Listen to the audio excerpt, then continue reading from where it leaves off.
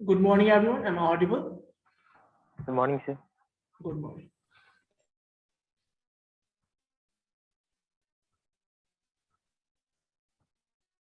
जिनका camera on नहीं हो पा रहा वो फिर से रिज्वाइन कीजिए, आपका कैमरा काम करना शुरू हो जाए। ठीक है सर, पिछले क्लास का यूट्यूब पे नहीं डाला हुआ है सर वीडियो। डाला हुआ है, सारा वीडियो डाला हुआ है। ठीक है,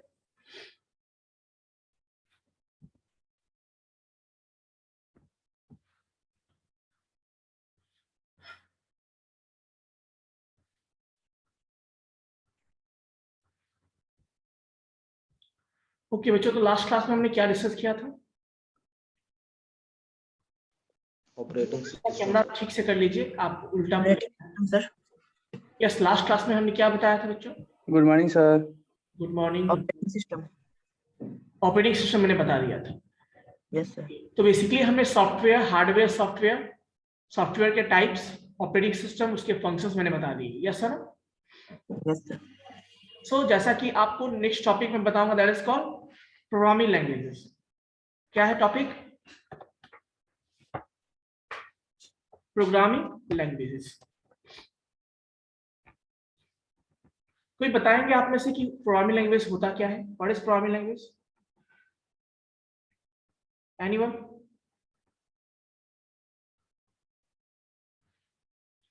कोई बताएंगे प्रोग्रामिंग लैंग्वेज क्या होता है? What is programming language? Anyone?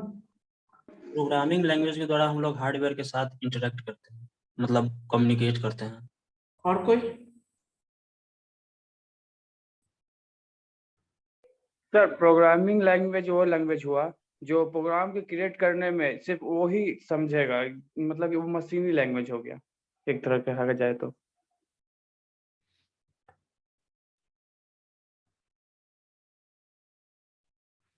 और कोई? Sir, programming language is a interaction between computer system and user. ठीक है, ये भी सही है। और कोई? एनीवन? देखिए, एटलीस्ट जब कोई मैं क्वेश्चन पूछता हूं ना, सारे बच्चे रिप्लाई दिया करें कम से कम। सारे बच्चे रिप्लाई करेंगे तो बेटर होगा हमारे लिए। समझ में आया? तो हर एक बच्चे से जब मैं पूछता हूं तो हर एक बच्चे से पूछता हूं, तो कोशिश कीजिए सारे बच्चे कुछ ना कुछ, मुझे बस ये जानना है कि आप कितने एक्टिव हो, है ना, और समझ पा रहे हैं कि नहीं टॉपिक को, इसीलिए मैं पूछना चाहता हूँ बार बार। तो बताइए, anyone? Programming language is a interface or a set of rules which is used to interact with machines. ठीक है। सो बेसिकली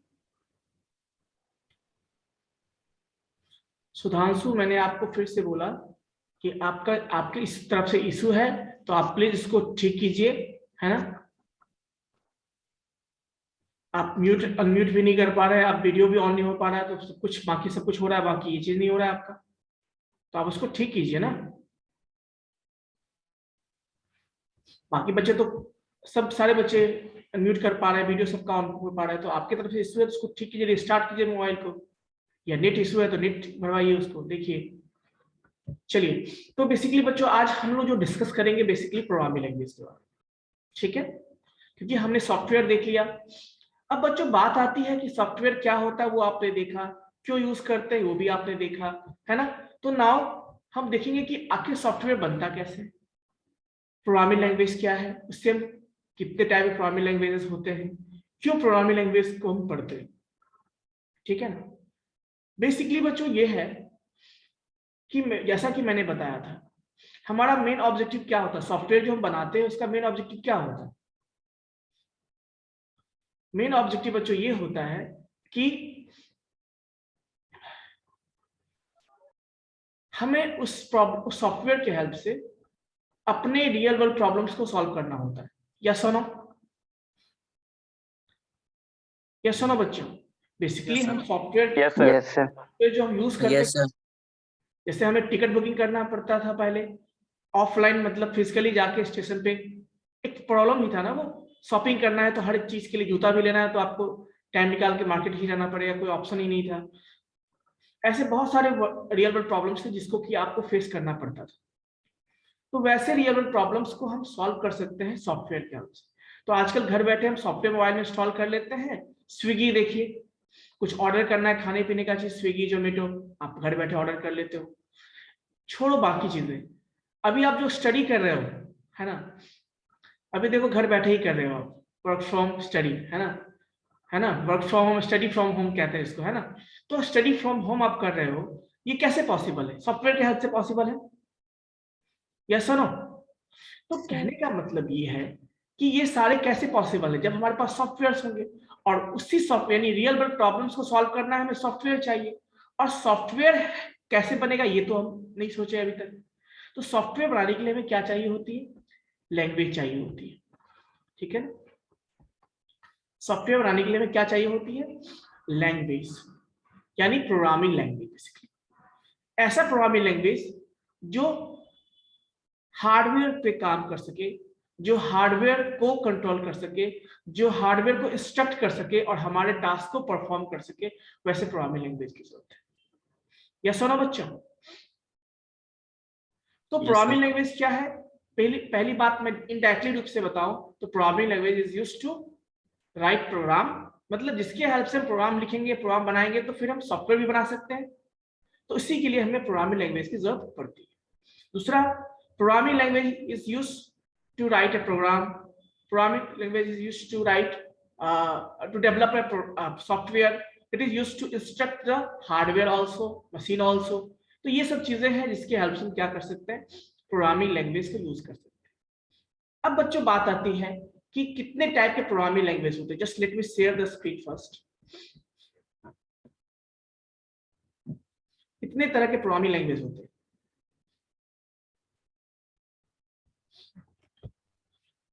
यानी प्रोग्रामिंग लैंग्वेज जब हम कहते हैं तो सिंपल सी बात है, इंस्ट्रक्टिंग द मशीन। किसी बच्चे ने बोला था अभी कि सर हम उसको इंस्ट्रक्ट करते हैं, इंस्ट्रक्शन देते हैं, उससे काम लेते हैं। बिल्कुल वो भी सही है। यानी प्रोग्रामिंग लैंग्वेज में जो हम कोड लिखते हैं, लाइन्स ऑफ कोड लिखते हैं, क्यों लिखते हैं? ताकि उसके हेल्प से कि करना क्या है, और उसके थ्रू जब वो उस इंस्ट्रक्शन को फॉलो करेगा मशीन, तो हमारा टास्क क्या हो जाएगा? कंप्लीट हो जाएगा। तो सिंपल सी बात ये भी कह सकते हो कि इंस्ट्रक्टिंग द मशीन। चलिए अब बात आती है, यस, नोट करा दीजिएगा। Sorry, okay. सो बेसिकली देखिए, programming language enables us to code programs. ये आप समझ में आ गया आपको, है ना। Programs enables us to solve programming problem statements. मतलब प्रोग्रामिंग लैंग्वेज के हेल्प से प्रोग्राम बनाते हैं और प्रोग्राम के हेल्प से क्या करते हैं? प्रॉब्लम्स को सॉल्व करते हैं, है ना। और सिंपल सी बात पूछोगे सर प्रोग्रामिंग लैंग्वेज आया कैसे? तो जैसे जैसे आपका कंप्यूटर का इवोल्यूशन होता गया, वैसे वैसे प्रोग्रामिंग लैंग्वेज भी आते गए, है ना। कोई दिक्कत? बात आती है प्रोग्रामिंग लैंग्वेजेस की, है ना। तो बेसिकली बच्चों मैं बात करूं तो हमारे पास 3 तरह के प्रोग्रामिंग लैंग्वेजेस हैं। एक है हाई लेवल प्रोग्राम, सॉरी पहले हम बोलेंगे machine level programming language. You can right it down, आप लोग लिख सकते हो। Types of programming languages, types of programming language. First programming language जिसको हम कहते हैं machine level language, machine level language.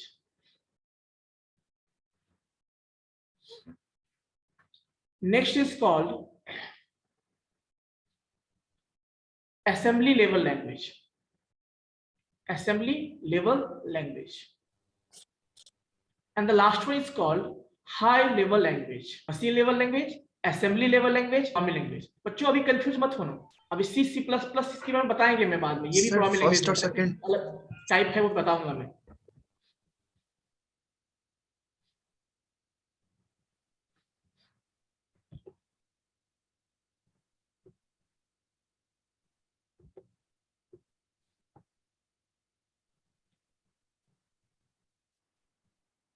इस किसी ने भी क्वेश्चन पूछा था, प्लीज आप चैट बॉक्स में टाइप कीजिए उसको।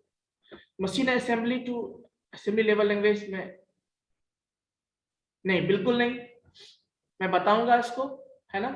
मैं बताऊंगा, सारा क्लासिफिकेशन में बताता हूँ, परेशान होने की जरूरत नहीं है। तो बेसिकली सबसे पहले आप लिखोगे मशीन लेवल लैंग्वेज। पहले सुन लो, समझ लो, फिर जो डाउट होगा उसको हम देखेंगे, ठीक है। तो machine level language, assembly level language and high level language. So first one is what? Machine level language. Now the point is why this is called machine level language. Machine level language हम कहते क्यों हैं? Reason क्या है? कोई तो reason होगा machine level language कहने का.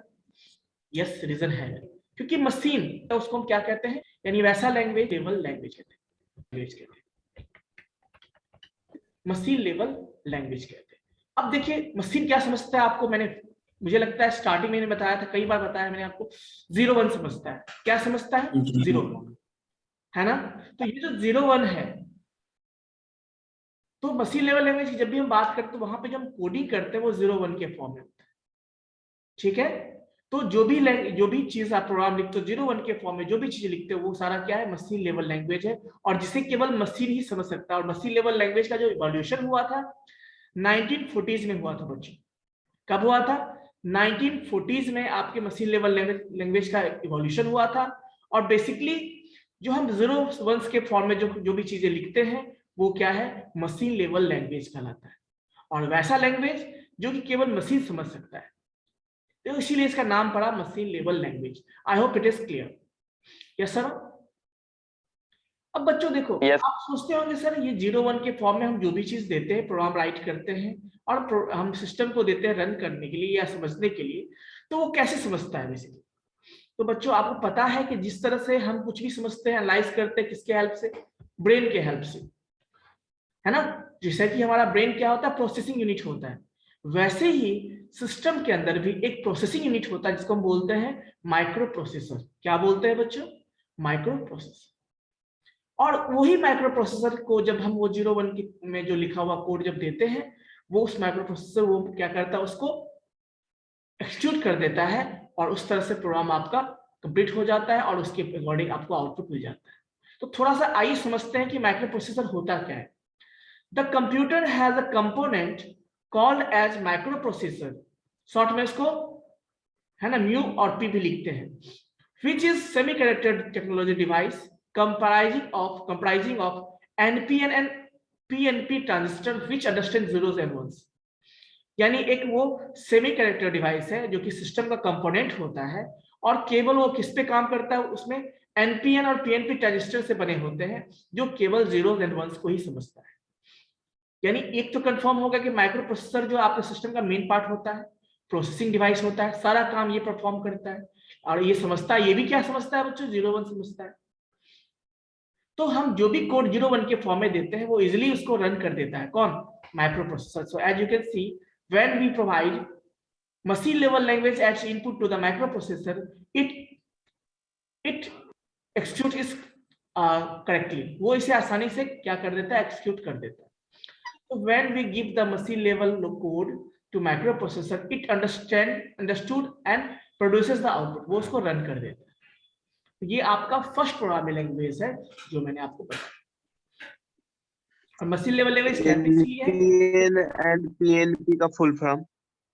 देखिए, एनपीएन पीएनपी का नाम आपने सुना होगा, ट्रांजिस्टर पढ़ा है आपने, ट्रांजिस्टर 12 में आपने पढ़ा होगा I think, transistor topic. Yes. Yes sir. तो वहीं से आपने देखा होगा कि दो तरह के ट्रांजिस्टर्स होते हैं, एनपीएन और पीएनपी ट्रांजिस्टर होते हैं. तो जहां जैसे कि आपने सेमीकंडक्टर में पढ़ा होगा N type P type semiconductor, जिसमें एन टाइप में केवल इलेक्ट्रॉन्स होते हैं और पी टाइप में केवल होल्स होते हैं. जब उसको आप सैंडविच करते हो दो एन टाइप के बीच में एक पी टाइप को, तो वो कहलाता है एनपीएन ट्रांजिस्टर. और फिर दो पी टाइप के बीच में अब एन टाइप को करते हो तो वो क्या कहलाता है आपका, पीएनपी ट्रांजिस्टर. पीएनपी. तो इस तरह से ये चीजें हैं, ये चीजें आप आई होप कि आपने 12 में पढ़ा होगा, तो थोड़ा बहुत मैंने बता दिया, आई होप आप समझ आ गया होगा. ठीक है, तो यही चीज है जो कि ट्रांजिस्टर से बना होता है. ट्रांजिस्टर में क्या होता है, जो भी है सेमीकंडक्टर डिवाइस है बच्चों, आपको पता है 2 वोल्टेज पे काम करें, तो उसका एक स्पेसिफिक होता है लिमिट कि इतना वोल्टेज यदि इसको मिलेगा ना तो हम कहेंगे क्या, तो उसको 1 बोला जाता है. यदि उससे कम मिला तो 0. तो वो इस तरह से काम करता है, तो हम इसीलिए कहते हैं 0-1 के फॉर्म में काम करता है. ठीक है, चलो देन बच्चों बात आती है कुछ लिमिटेशंस है इसके. क्या लिमिटेशंस है वो देखते हैं. अब जैसा कि आपने देखा कि जो मशीन लेवल लैंग्वेज है बच्चों, जो कि मशीन लेवल लैंग्वेज है आपका, जैसा कि आपने देखा वो 0-1 के फॉर्म में है. यानी आपको कोई भी टास्क परफॉर्म करना होगा, इंस्ट्रक्शन देना होगा, तो आपको प्रोग्राम भी कैसे लिखने पड़ते होंगे एट दैट टाइम 1940s में, 01 के फॉर्म में ही। यानी आपको कोई कंप्यूटर से काम लेना है, कंप्यूटर को इंस्ट्रक्शन देना है या कोई प्रोग्राम लिखना है तो कैसे लिखना पड़ता होगा उस समय, याद है? सोचिए, वो 01 के फॉर्म में लिखना पड़ता है और that was a tedious task. था या नहीं था बताइए? क्या ऐसा पॉसिबल है कि सारे बच्चे लोग या सारे लोग 01 के फॉर्म में कोड लिख सकते हैं? It is not possible. वही लिख सकते हैं जो कि बहुत ही ज्यादा एक्सपर्ट हैं, जिनको उसके बारे में नॉलेज है। यस और no? So that was the one of the limitation of machine level language. पहली बात मैंने क्या बोला? Understanding the code is difficult. मान लीजिए आपने कोड लिखा और मैं समझने की कोशिश करूंगा तो it will be difficult. Debugging becomes difficult. मान लो आपने ही प्रोग्राम लिखा और बाद में आपको लगा कि नहीं, प्रोग्राम में आपने कुछ गलती की है और उसको पता लगाने की कोशिश करोगे तो आपको 01 वहां पे लिखा हुआ, कैसे पता लगाओगे कि कहां पे आपने गलती किया? तो वो भी एक प्रॉब्लम है। ऑल ऑपरेशंस को code have to be remembered. अब उस समय क्या था ना, आप प्लस साइन के लिए भी कोड होता था, वो भी आपको याद करनी पड़ती थी। माइनस के लिए साइन करना पड़ता था, वो भी याद रखनी पड़ती थी। यानी हर एक चीज के लिए आपको कोड याद करनी पड़ती थी उस समय। हर एक चीज के लिए आपको कोड याद रखनी पड़ती थी। That was a difficult task. That was a difficult task. Not only this, even ये भी है कि पहली बात आप समझ पाओगे तभी तो लिख पाओगे ना चीजों को। मान लीजिए कोई लैंग्वेज आप समझते हो तभी तो उसको बोल पाते हो, तभी तो इसको लिख पाते हो। तो कहने का मतलब ये है कि उस समय बहुत ही लिमिटेड, बहुत ही कम लोग थे जिनको इस लैंग्वेज के बारे में नॉलेज था। कंप्यूटर के बारे में इवन नॉलेज था, बहुत कम लोग जिनको कंप्यूटर भी चलाना जानते, कंप्यूटर के बारे में नॉलेज था। तो कुछ लोग ही थे जो कि उसमें भी जो एक्सपर्ट हुआ करते थे वही कोडिंग क्या करते थे मशीन लेवल लैंग्वेज। क्योंकि प्रॉब्लम्स आपने देखे, बहुत सारे प्रॉब्लम्स थे, लेकिन आसान ये था कि यदि आपने कोड 01 के फॉर्म में लिख लिया, आप आसानी से दे दो प्रोसेसर को, प्रोसेसर उसको रन कर देगा। But still there was challenges जो मैंने आपको लिमिटेशंस बताए। तो देन नेक्स्ट प्रोग्रामिंग लैंग्वेज बच्चों आया, that is called assembly level language. So देखिए, no just this, many more problems forced us to shift. इतने ही नहीं, और भी बहुत सारे प्रॉब्लम्स थे, इसके कारण हमें नेक्स्ट प्रोग्रामिंग लैंग्वेज पे हम लोगों को शिफ्ट करना पड़ा, that is called assembly level language. क्या बोलते हैं बच्चों? Next one is assembly level language. अब आइए, जहां पे आपने देखा था प्रीवियस वन में, आप देखो मैंने प्रीवियस वन में बताया था आपको, देखो गौर से, जहां पे हर एक चीज के लिए 01 के फॉर्म में कोड है। मान लो आप a प्लस पे लिखते हो तो a के करस्पॉन्डिंग 01 के फॉर्म में कोड, प्लस के करस्पॉन्डिंग 01 के फॉर्म में कोड, b के करस्पॉन्डिंग 01 के फॉर्म में कोड। इतना पॉसिबल है? कोई याद कर सकता है? बताइए, पॉसिबल है क्या? सो that was a difficult task, इसीलिए डिफिकल्ट थे बच्चों। इसीलिए उसमें प्रोग्रामर बहुत कम थे, बहुत प्रोग्रामर कम थे। आजकल जो बहुत सारे प्रोग्रामर्स आप देखते हो, गली गली में मिलेंगे प्रोग्रामर्स आपको, वैसे बहुत सारे प्रोग्रामिंग उसमें बहुत कम लोग थे, है ना। आज हर एक फैमिली में कोई ना कोई ऐसा जो प्रोग्रामिंग जानता होगा, मोस्टली मैं ऐसा बोल सकता हूँ। तो ये कैसे पॉसिबल है? अब देखिए, अब असेंबली लेवल लैंग्वेज पे शिफ्ट किया लोगों ने। अब ये कब आया? तो in 1950s we used to write. अब मशीन लेवल लैंग्वेज में डिफिकल्टीज को जब फेस लोगों ने करना शुरू किया तो उसके बाद एक नया लैंग्वेज डेवलप किया जिसका नाम था असेंबली लेवल लैंग्वेज। और डेवलप कब हुआ था?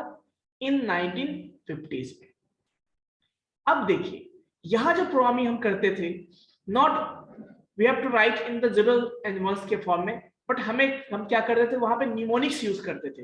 न्यूमोनिक्स क्या होता है आप समझिए। न्यूमोनिक्स मतलब जहां पे हम हर ऑपरेशन के लिए, जैसे में प्लस लिखना है, माइनस लिखना है, मूव करना है, ट्रांसफर करना है, उसके लिए हमें 01 के फॉर्म में कोड याद रखना पड़ता था। तो वहां पे हमें कोड के जगह पे उसका नाम याद रखना पड़ता है। जैसे मूव करना है तो एमओवी, ऐड करना है तो एडीडी, सब्ट्रैक्ट करना है तो एसयूबी। तो इसी को न्यूमोनिक्स कहते हैं बच्चों। मतलब 01 के फॉर्म में जो कोड होता था उसके जगह पे हम वर्ड्स के फॉर्म में, छोटे छोटे वर्ड्स के फॉर्म में उसका नाम याद रखते थे। और ऐसे ही प्रोग्रामिंग भी क्या करते थे। तो कंपेयर टू मैं बात करूं प्रीवियस वन, लिखना थोड़ा आसान हो गया, समझना भी थोड़ा आसान हो गया। अब लोगों को ज्यादा 01 के फॉर्म में कोड याद रखना नहीं पड़ता था। ये प्रॉब्लम, ये सॉल्यूशन थोड़ा सा हुआ। तो उसी को 01 जो मूव, ऐड, ये सब जो देखते हो, ये सारे क्या है? न्यूमोनिक्स कहलाते हैं, न्यूमोनिक्स। तो which is known as assembly level, मतलब ऐसे प्रोग्राम जिसको हम न्यूमोनिक्स के हेल्प से लिखते हैं उसको हम क्या बोलते हैं? असेंबली लेवल लैंग्वेज कहते हैं, जिसका डेवलपमेंट 1950s में हुआ था। I hope it is clear. अब बच्चों बात आती है कि क्या हमने तो राइट, हम तो जानते हैं कि प्रोसेसर 01 समझता है। अब मान लो हमने कोड लिख लिया असेंबली लेवल लैंग्वेज में और हमने क्या किया, कोशिश किया इस असेंबली लेवल लैंग्वेज को प्रोसेसर को देने के लिए। और जब ये जो है एज अ इनपुट, ये असेंबली लेवल लैंग्वेज प्रोसेसर को दिया गया, माइक्रो प्रोसेसर को, processor was unable to produce the output. Processor इस चीज को समझ नहीं पाया, क्योंकि आपको पता है, मैंने बताया आपको, प्रोसेसर 0-1 ही समझता है।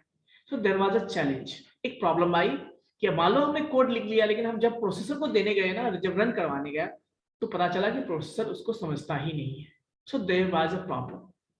तो इसके लिए क्या किया गया बच्चों, देन फिर आप लोगों ने सोचा कि अब ये तो प्रॉब्लम हो गई, अब ऐसे तो लोग तो मान लो जैसे पहले 5 लोग कर पाते थे मशीन में, अब यहाँ पे 100 लोग कर पा रहे हैं प्रोग्रामिंग, ऐसे में तो दिक्कत हो जाएगा।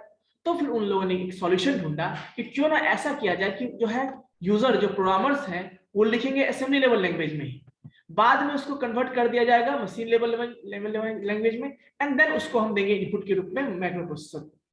तो ये सॉल्यूशन ढूंढा गया। तो वो कैसे पॉसिबल था कि हम असेंबली लेवल लैंग्वेज से मशीन में कन्वर्ट करें? तो उसके लिए एक बच्चों सॉफ्टवेयर डेवलप किया गया, दैट वाज असेंबलर। ठीक है, क्या बनाया गया? एक सॉफ्टवेयर और एक प्रोग्राम डेवलप किया गया जिसका नाम था असेंबलर, और उसका काम था कि वो इनपुट के रूप में असेंबली लेवल लैंग्वेज में लिखा हुआ कोड लिया करता था, और उसके करस्पॉन्डिंग वो machine level language code produce किया करता था, और उस कोड को फिर हम प्रोसेसर को दिया करते थे, देन हमारा टास्क परफॉर्म होता था। सो बेसिकली असेंबलर एक, हाँ थोड़ा फायदा हुआ कि लोग जो है इंटरेस्टेड होने लगे, समझने लगे, तो प्रोग्रामिंग करना स्टार्ट किए। बट प्रॉब्लम ये भी था, प्रोग्रामिंग करना स्टार्ट किए, बट चैलेंज क्या था कि प्रोग्रामिंग तो कर लेंगे बट कोड तो प्रोसेसर रन नहीं कर पाएगा। क्यों? क्योंकि उसको तो मशीन लेवल लैंग्वेज चाहिए। तो उसका भी सॉल्यूशन ढूंढा गया, एक ओवरहेड ही कह सकते हैं ना। ओवरहेड मतलब क्या? एक्स्ट्रा काम जो आपको मिल जाता है। एक्स्ट्रा टास्क क्या हो गया कि अब एक सॉफ्ट प्रोग्राम बनाया गया जिसके हेल्प से असेंबली लेवल लैंग्वेज में जो लिखा हुआ कोड था उसको मशीन लेवल लैंग्वेज में कन्वर्ट किया जाता था, एंड देन उस मशीन लेवल लैंग्वेज को माइक्रो प्रोसेसर को दिया जाता था। तो इसको बोलते हैं असेंबली लेवल लैंग्वेज। क्लियर है बच्चों यहां तक? तो बताइए। तो if you want you can write an assembler is a software और a translator which accepts assembly level language as input and produces machine level language as output. That output when we give it to the microprocessor it produces the output. मतलब assembler का काम था कि assembly level language में लिखा हुआ code को input लेना और उसके करस्पॉन्डिंग आउटपुट प्रोड्यूस करना, मशीन लेवल कोड प्रोड्यूस करना। ठीक है, और जब ये मशीन लेवल कोड और जब प्रोड्यूस हो गया देन हम प्रोसेसर को दिया करते थे रन करने के लिए। तो ये एक सॉफ्टवेयर, एक प्रोग्राम डेवलप किया गया जो कि ओवरहेड था, मतलब एक्स्ट्रा काम था, क्योंकि हमें मशीन लेवल लैंग्वेज में ऐसा नहीं करना पड़ा, बट यहाँ पे हमें ये चीज करना पड़ा। लेकिन हाँ फायदा ये हुआ कि लोग जो है पहले 5 लोग समझ पाते थे मशीन में, तो अब 100 लोग मिल गए, 1000 लोगों ने डेवलप करना शुरू किया। ये एक फायदा हुआ यहाँ। फिर भी बच्चों इस प्रोग्रामिंग लैंग्वेज के कुछ लिमिटेशंस थे, फिर भी इस प्रोग्रामिंग लैंग्वेजेस के कुछ लिमिटेशंस थे, उसको हम देखते हैं। वो लिमिटेशंस क्या थे?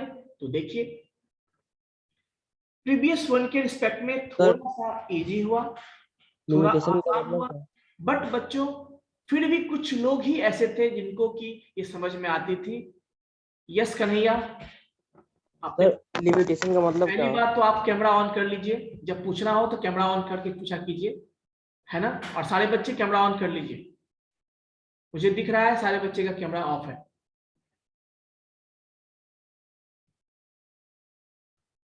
क्लास करना है तो कैमरा ऑन कर लीजिए, ठीक है। आप कैमरा ऑफ करके आप पढ़ाई कर रहे हो नहीं कर रहे हो इसकी रिस्पॉन्सिबिलिटी तो मैं तो नहीं देख पा रहा हूँ आपको। अपने बाद में कहोगे सर ये चीज समझ में नहीं आई, वो समझ में नहीं आई।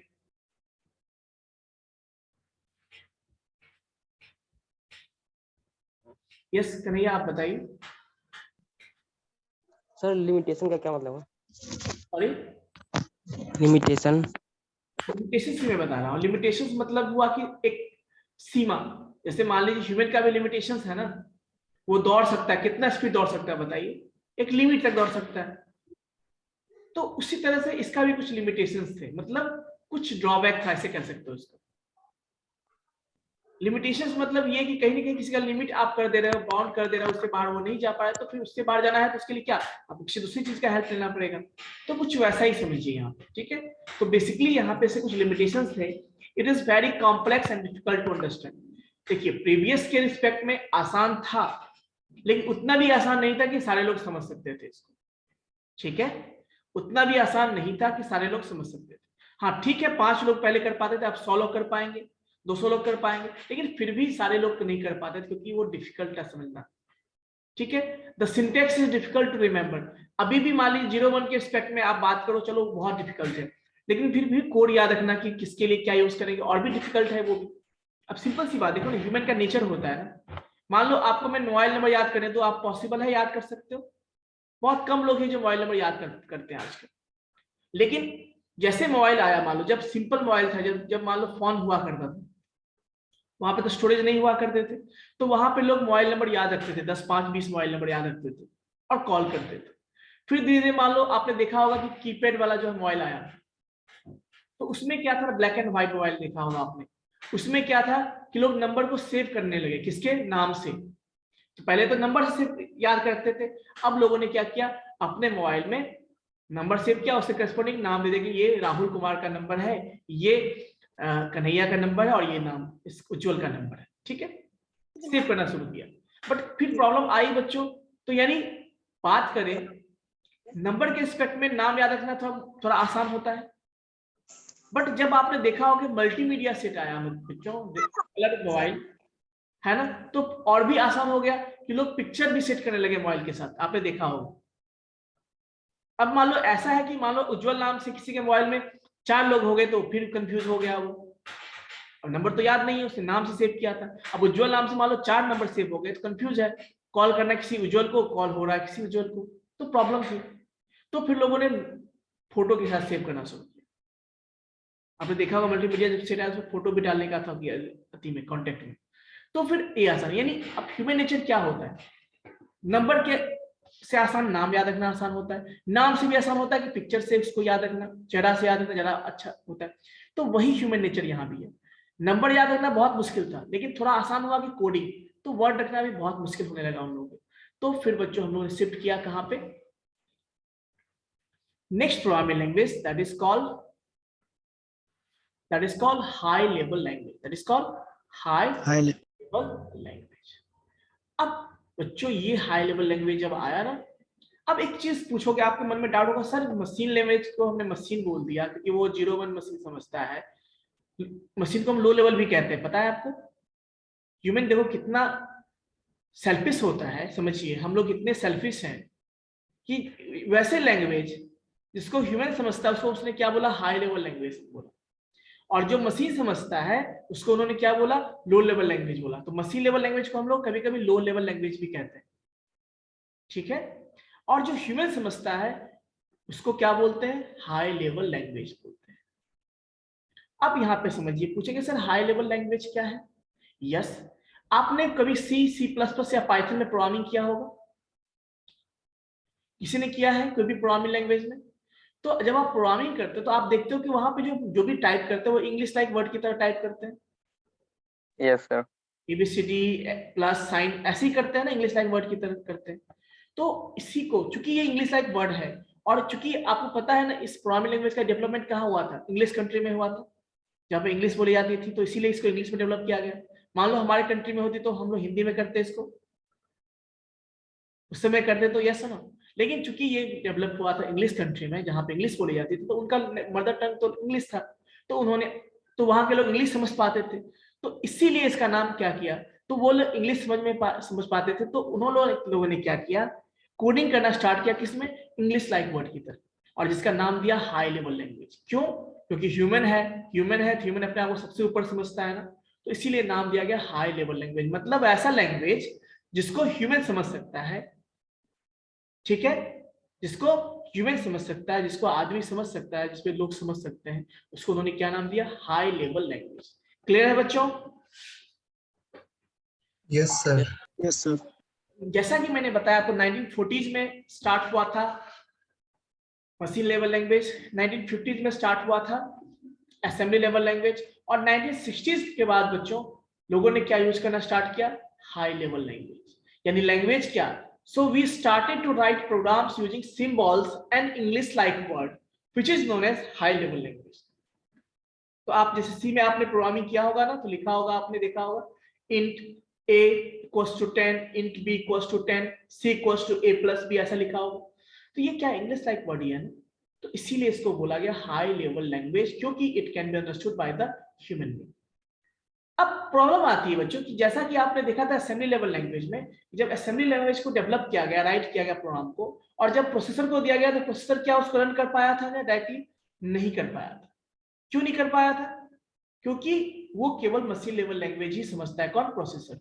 तो फिर वहां पे हमने क्या किया था, वहां पे आपने देखा लोगों ने एक प्रोग्राम बनाया जिसका नाम था असेंबलर, जिसका काम था कि असेंबली लेवल लैंग्वेज को मशीन में कन्वर्ट करना है, देन मशीन को हम प्रोसेसर को दिया करते थे। तो सेम बच्चों प्रॉब्लम यहाँ भी जनरेट हुई जब इंग्लिश लाइक वर्ड में प्रोग्राम किया गया और जब प्रोसेसर को दिया गया, processor was unable to understand the code, क्योंकि वो तो 0-1 समझता है। तो फिर बच्चों एक सॉफ्टवेयर बनाया गया, एक प्रोग्राम बनाया गया जिसको हम क्या बोलते हैं? कंपाइलर। क्या बोलते हैं बच्चों? कंपाइलर। कंपाइलर बनाया गया। अब ये कंपाइलर क्या कर रहा है बच्चों? बेसिकली कि इनपुट के रूप में उस हाई लेवल लैंग्वेज को लिया करता था और लिया करता है, अभी भी है, ये लिया करता है, और उसके करस्पॉन्डिंग वो मशीन लेवल कोड प्रोड्यूस करता है, कौन? कंपाइलर। सो इनपुट में क्या लेता है? ये हाई लेवल लैंग्वेज जो इंग्लिश लाइक वर्ड की तरह हम लिखते हैं। और आपको पता है ना, जब सी में सी प्लस में कंपाइल करते हो, आप कभी देखा होगा, सुना भी होगा आपने, कंपाइलेशन करते हो। तो बेसिकली कंपाइल करने का मतलब क्या? वही काम है कि हमने तो कोड लिख दिया .c.cpp फाइल में या .java फाइल में, अब उसको रन करने के लिए देंगे हमको किसको, तो उसमें क्या कोड चाहिए उसको? 0-1 के फॉर्म में, तो हम उसको पहले कंपाइल करते हैं। तो कंपाइलर क्या करता है? उस हाई लेवल लैंग्वेज को मशीन लेवल लैंग्वेज में कन्वर्ट करने का काम करता है। तो you can see that compiler is a software which accepts high level language as input and produces machine level language as output, and this output when given as an input to the microprocessor produce output। मतलब कि आप high level programming तो कर सकते हैं, आसान बहुत हो गया, बहुत लोग समझने लगे इस चीज को, क्योंकि इंग्लिश लाइक वर्ड था, तो प्रोग्रामिंग को समझना बहुत आसान हो गया। और जब आसान हो जाता समझना, तो आप उसमें फिर अपने नए नए काम करना शुरू कर देते हो, नए नए टास्क परफॉर्म करना शुरू कर देते हो, नए नए तरीके से यूज करना शुरू कर देते हो। जब तक आपको मान लीजिए जब तक आपको इंग्लिश नहीं आती होगी या बचपन में, तब तक आप चुप रहते होंगे जो इंग्लिश बोलने वाला होता होगा। और जब आपने इंग्लिश सीख लिया होगा, अब इंग्लिश जहां मौका मिला इंग्लिश बोल दिए, जहां हुआ इंग्लिश में किसी को जवाब दे दिए, जहां हुआ ऐसा होता ना, मतलब आप लैंग्वेज जानते हो तो रिप्लाई कर पा रहे हो बेसिकली। तो वैसे ही जब लोगों ने प्रोग्रामिंग लैंग्वेज समझना स्टार्ट किया, तो उन्होंने लिखना भी स्टार्ट कर लिया, प्रोग्राम लिखना भी स्टार्ट कर दिया, उसके अकॉर्डिंग नए नए सॉफ्टवेयर डेवलप करना स्टार्ट कर दिया। तो यही फायदा था आपका हाई लेवल प्रोग्रामिंग लैंग्वेज का। तो हाई लेवल प्रोग्रामिंग में प्रोग्राम ने लिखना शुरू किया, कंपाइलर को दिया, कंपाइलर रन करके क्या करता था, उसको मशीन में कोड में कन्वर्ट कर दिया, और इस मशीन कोड को फिर हम प्रोसेसर को देते थे, तो ये आउटपुट प्रोड्यूस करता था हैप्पीली। तो इस तरह से बच्चों प्रॉब्लम सॉल्व हुआ। तो इसी को कहते हैं हम, तो ये 3 लैंग्वेज आपने समझ लिया आई थिंक, कि जो मेनली जो है प्रोग्रामिंग लैंग्वेज को 3 कैटेगरी में ही डिवाइड करते हैं। एक है आपका machine level language, assembly level language and high level language. समझ में आया बच्चों? इतना समझ में आ गया तो बच्चों बात आती है कि अब सर हाई लेवल लैंग्वेज आपको बताया, तो अभी जो चल रहा है वो क्या चल रहा है? 1960s के बाद जो हम प्रोग्रामिंग लैंग्वेज पढ़ते हैं वो कौन सा है? वो सारे प्रोग्रामिंग लैंग्वेज आपके हाई लेवल है, क्योंकि आप सी को उठा के देख लो, वो भी इंग्लिश लाइक वर्ड की तरह है, C++ को उठा के देखो, वो भी इंग्लिश लाइक वर्ड की तरह है, पाइथन उठा के देखो, वो भी इंग्लिश लाइक वर्ड की तरह है, कोई भी प्रोग्रामिंग लैंग्वेज देख लो, सारे इंग्लिश लाइक वर्ड की तरह है। तो इसको हम क्या बोलते हैं? High level programming language. तो अब बच्चों बात करते हैं, जो भी हम डिस्कस करेंगे हाई लेवल प्रोग्रामिंग लैंग्वेज के बारे में डिस्कस करेंगे। क्लियर है? चलिए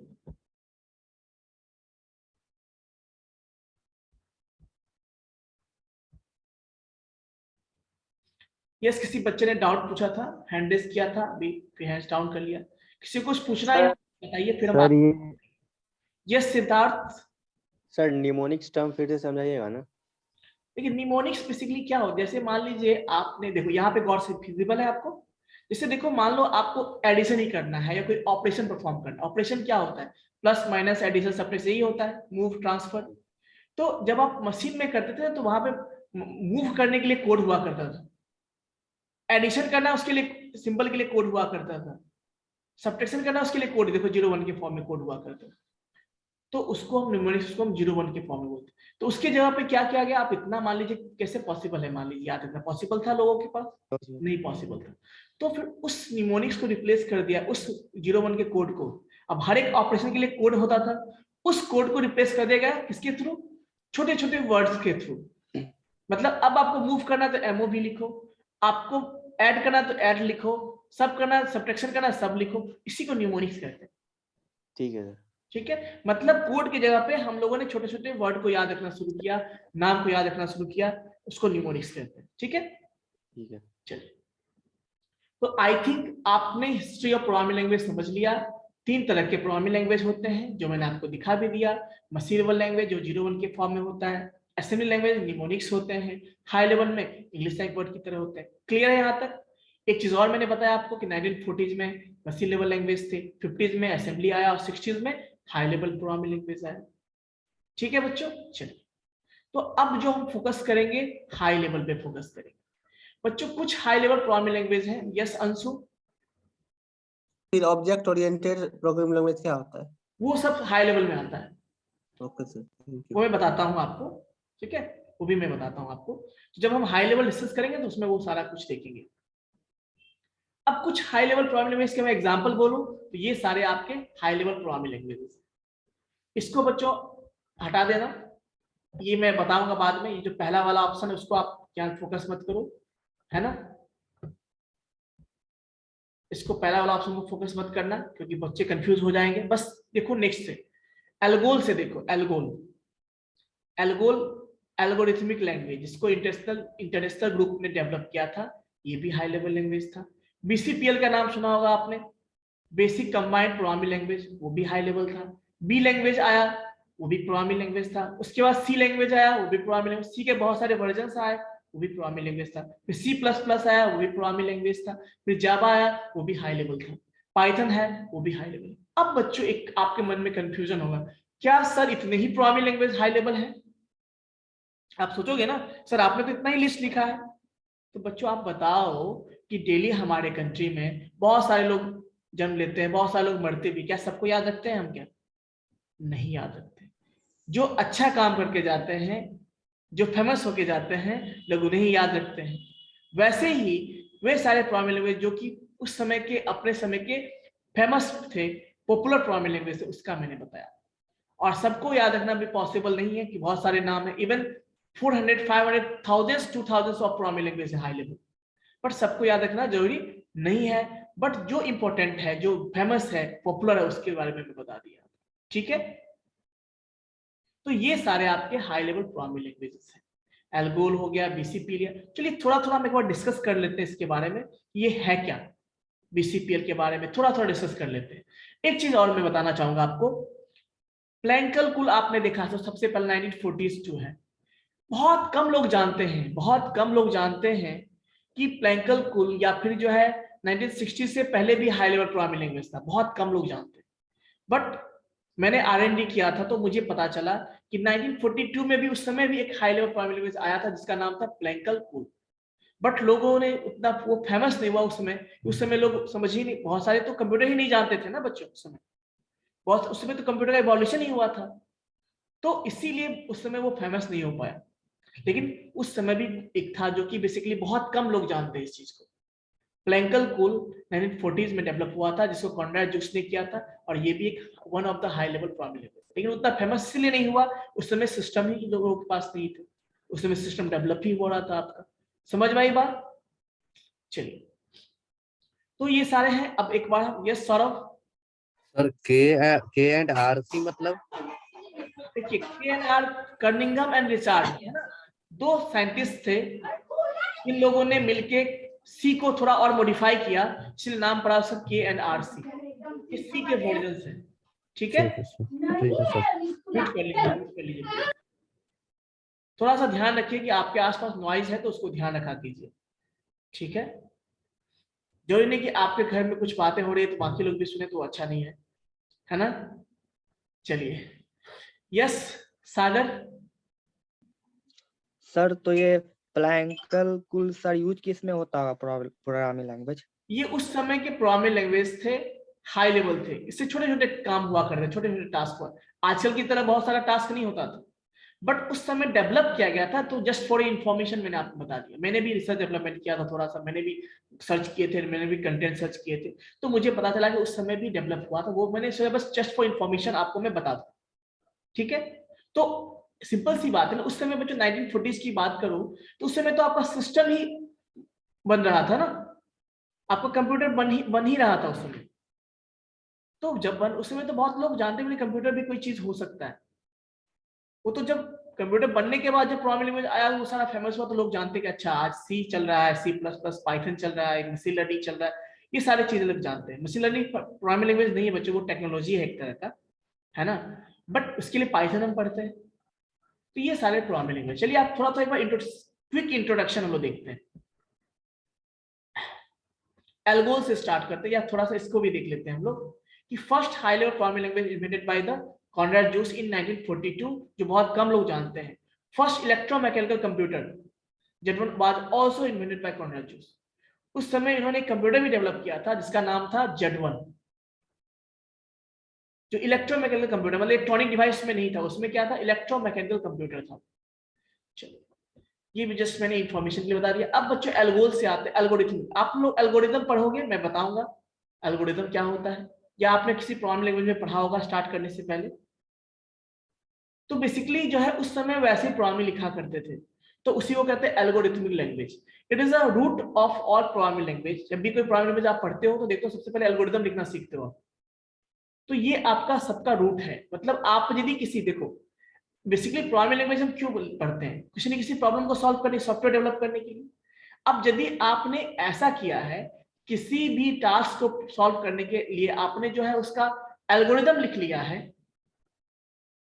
तो फिर आप उसको किसी भी प्रोग्रामिंग लैंग्वेज में कन्वर्ट कर सकते हो।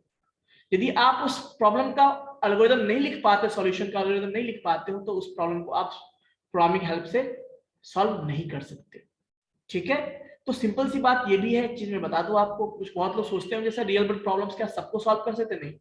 क्या आपको भूख लगा हुआ वो सॉल्व हो जाएगा प्रोग्रामिंग से, बताइए। आपको भूख लगा हुआ है, पेट में बहुत चूहे कूद रहे हैं, क्या आप प्रोग्राम रन करोगे तो आपका चूहा कूदना बंद हो जाएगा? No sir. आप उदास हो, सैड हो, क्या वो चीजें सही हो जाएगी? तो कुछ अभी नहीं भी सर। कंडीशंस हैं जो कि हम प्रोग्रामिंग लैंग्वेज के हेल्प से नहीं कर सकते। अब तुम बहाना बनाते हो, सर आज मेरा सर दर्द कर रहा है, आज क्लास नहीं कर पाएंगे, तो क्या उसका कोई सॉल्यूशन है? क्या प्रॉम्प्ट देके हम चेक कर सकते हैं कि तुम झूठ बोल रहे हो या सच बोल रहे हो? तो नहीं। तो बेसिकली कहने का मतलब ये है कि अभी भी कुछ लिमिटेशंस है। तो सिंपल सी बात, we can not solve all the real problem with the help of programming, but we can solve some of the problem. Only those problem can be solved with the help of programming, that can be converted into the algorithm, जिसको हम algorithm में convert कर सकते हैं, उसी problem को हम programming help से solve कर सकते हैं। समझ में आई बात? अब algorithm क्या है? स्टेप बाय स्टेप प्रोसीजर होता है। बेसिकली आप कोई भी काम करते हो उसके लिए कुछ स्टेप्स लिखते हो ना, स्टेप 1 में ये करना है, फिर ये करना है, फिर ये करना है, फिर ये। जैसे सिंपल सी बात, आप कॉलेज ही आप जब आते हो तो क्या करते हो? सबसे पहला काम मॉर्निंग में इतने बजे उठ जाना है, फ्रेश होना है, नाश्ता करना है ना, या खाना बना के रखना है, टिफिन पैक करना है, फिर वहां से घर से निकलना है, ऑटो लेना है, ऑटो के बाद जिस भी ब्रांच के पास आपका है उस ब्रांच के आसपास पहुंचना है, फिर वहां से पैदल थोड़ा चलना है, और देन कॉलेज में एंटर करना है। सब कुछ आप करते हो, स्टेप बाय स्टेप प्रोसीजर होता है। तो उसी को हम एल्गोरिथम कहते हैं।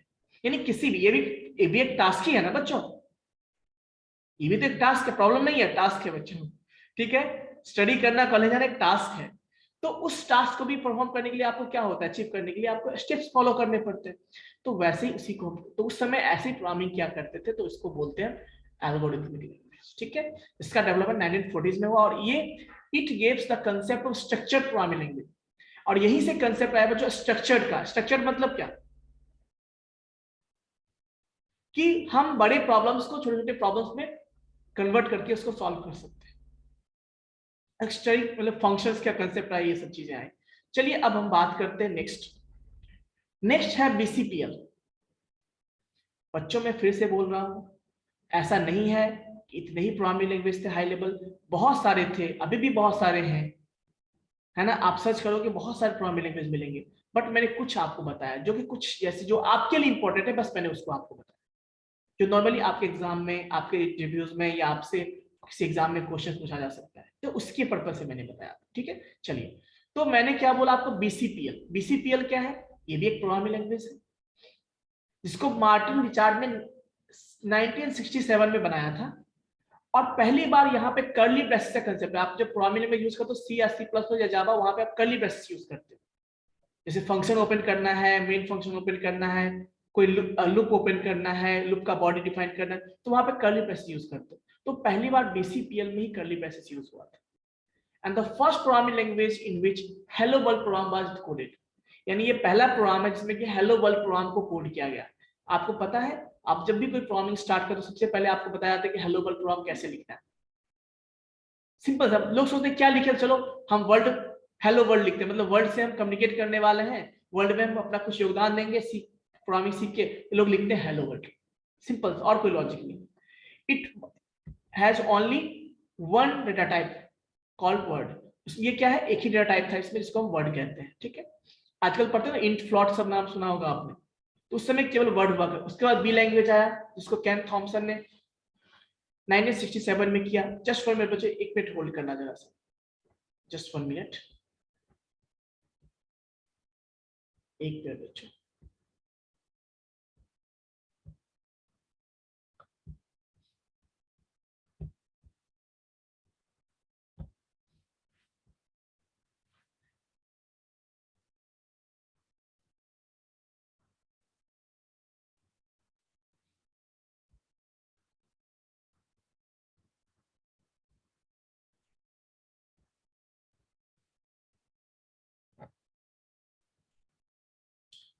स्क्रीन विजिबल है बच्चों, कंफर्म कीजिएगा एक बार।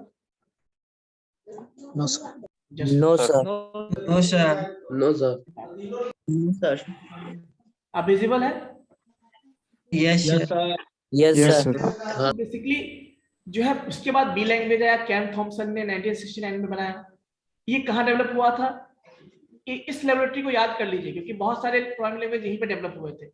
इसको A T and T base laboratory बोलते हैं, USA. A T and T base laboratory USA में हुआ था। और इट सपोर्ट्स रिकर्सन। रिकर्सन आप समझोगे, आप जब प्रोग्रामिंग लैंग्वेज पढ़ोगे ना, तो रिकर्सन का कंसेप्ट वहां पर समझोगे। जब कोई फंक्शन खुद को कॉल करता है, उसको रिकर्सन कहते हैं।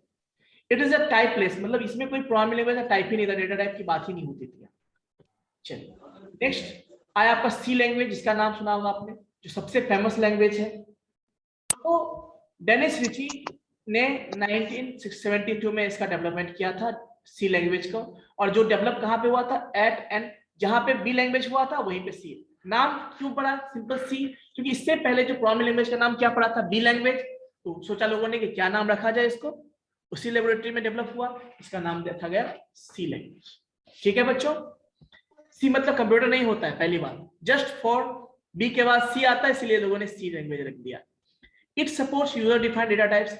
यहाँ पे आप बहुत सारे डेटा टाइप, इंट, फ्लोट के अलावा और भी डिफाइन आप कर सकते हो। स्ट्रक्चर डिफाइन कर सकते हो, एरे डिफाइन कर सकते हो, यूनियन डिफाइन कर सकते हो, ये सारे काम आप यहाँ पे कर सकते हो।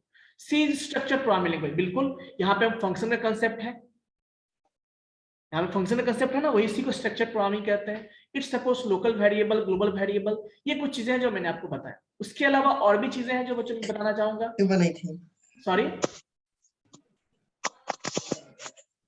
आदित्य, बच्चों बिना मतलब का म्यूट मत किया करो, और म्यूट करते हो तो पहले कैमरा ऑन करके कुछ पूछा करो, ठीक है। चलिए, अब देखिए इसमें कुछ लिमिटेशंस थे। उसके बाद सी विथ क्लासेस, जिसको हम सी प्लस प्लस कहते हैं, जिसको किसी ने पूछा sir object oriented programming language क्या होता है। बिल्कुल, ऑब्जेक्ट ओरिएंटेड प्रोग्रामिंग लैंग्वेज की बात करते हैं तो यहाँ पे हर एक चीज को ऑब्जेक्ट ओरिएंटेड में हम हर एक चीज को ऑब्जेक्ट और क्लास में डिवाइड करते हैं, ऑब्जेक्ट के फॉर्मेट में समझते हैं। जैसे मान लो मैं बोलूं स्टूडेंट, ये बताओ क्या स्टूडेंट जब मैं बोलता हूँ फिजिकली वो प्रेजेंट होता है? नहीं।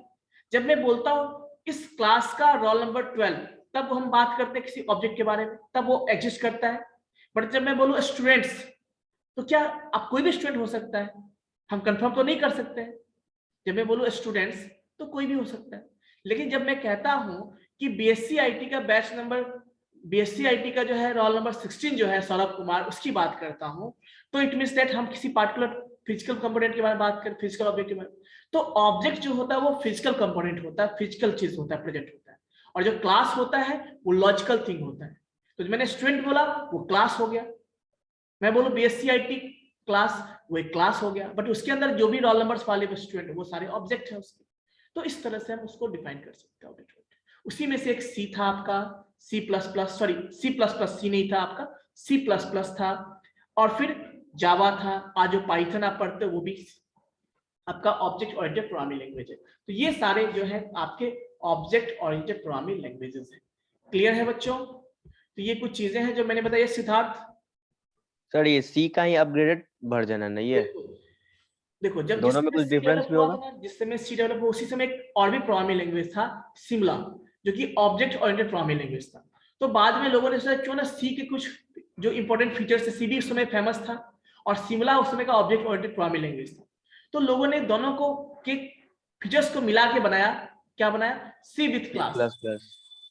क्लास का कंसेप्ट सिमला में था और सी में उन्होंने ऐड किया तो सी विथ क्लास, फिर बाद में नाम चल गया उसका C++। ठीक है सर एक और क्वेश्चन है सर, जो हाँ। ये टर्म यूज हुआ था इंटरनेशनल ग्रुप, वो क्या था सर? इंटरनेशनल ग्रुप जिससे ऑर्गेनाइजेशन है, अभी भी है सर? अभी भी है, सर्च हाँ। करना उसको, देखना। ठीक है बच्चों? ठीक है सर। ओके, तो बच्चों आप लोग अटेंडेंस बोल दीजिएगा। सारे बच्चे, मैं सबको म्यूट कर देता हूँ। रोल नंबर अपना जब आएगा तो आप हैंड प्रोग्रामिंग लैंग्वेज दिखा दीजिए सर। यस, हैंड रेज कीजिए। किसी ने पूछा आदित्य? यस आदित्य। हाँ आदित्य बताइए, आप अनम्यूट कर सकते हैं।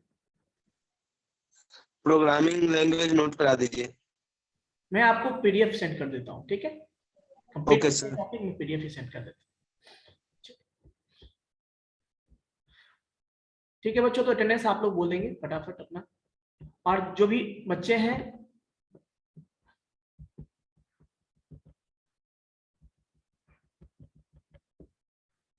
Just 1 minute.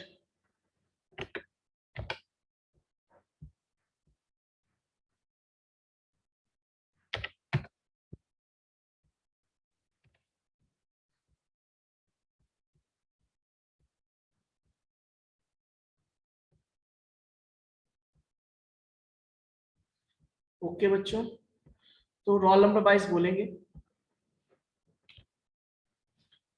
देखो जिनका मैं बोलूंगा, देखो 83 वाले हैंड रेस करके रखे हो। 1 से लेके 10 तक रोल नंबर अपना हैंड रेस कर लेंगे। रोल नंबर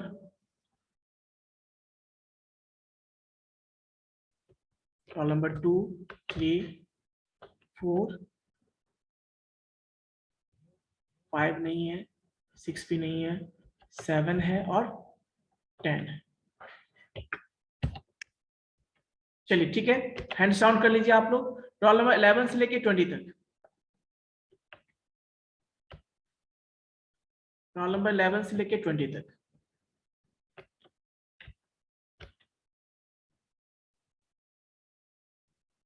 थर्टीन, 14, 15, 16, 17, 18 और 19। ठीक है बच्चों, आप हैंड्स डाउन कर लेंगे सारे बच्चे। 21 से 30 तक, 21 से 30 तक। ओके, 23, 25, 26, 27, 28, 29 और 30। ठीक है बच्चों, हैंड्स डाउन कर लीजिए। 31 से 40 तक, 31 से 40। ओके, 31, 32, 37, 38। ठीक है, 41 से 50 तक, 39 भी है, इतना है। लेट्स 39 आपका बन चुका है। 41 से 50 तक, 41 से 50, 39 आप हैंड्स डाउन कर लीजिए, आपका बन चुका है। सो 42 है, 42, 43, 46, 47, 48, 49। ठीक है बच्चों, हैंड्स डाउन कर लीजिए। 51 से 60, 51 से 60। ओके, 52, 54, 56, 58 और 59 और 60 भी है क्या? 60 ठीक है। 61 से लेके 70, 61 से 70,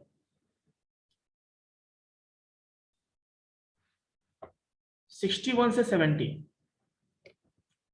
ओके। 61, 62, 63, 64, 65 नहीं है, 66 नहीं है, 67, 68, हैंड्स डाउन कर लिए सारे बच्चे। 71 से 80, 71 से 80, ओके। 71, 73, 74, 75, 76 नहीं है, 77, ठीक है बच्चों। ओके, सो नाउ 81 to 90, 80 भी है, ओके 80 भी बना दिया मैंने। 81 से 90, 81, 83, 84, 85, ठीक है। Hands down. 91 से 100, 91 से 100, 92, 92, 93, 94, 96, ठीक है। 101 से लेके 110, 101, 102, 104, 105, 106, सारे बच्चे का हो गया। हैंड्स डाउन कर लिए सारे बच्चे। अच्छा, आगे भी है 111 से लेके लास्ट तक, 111 से लेके लास्ट तक,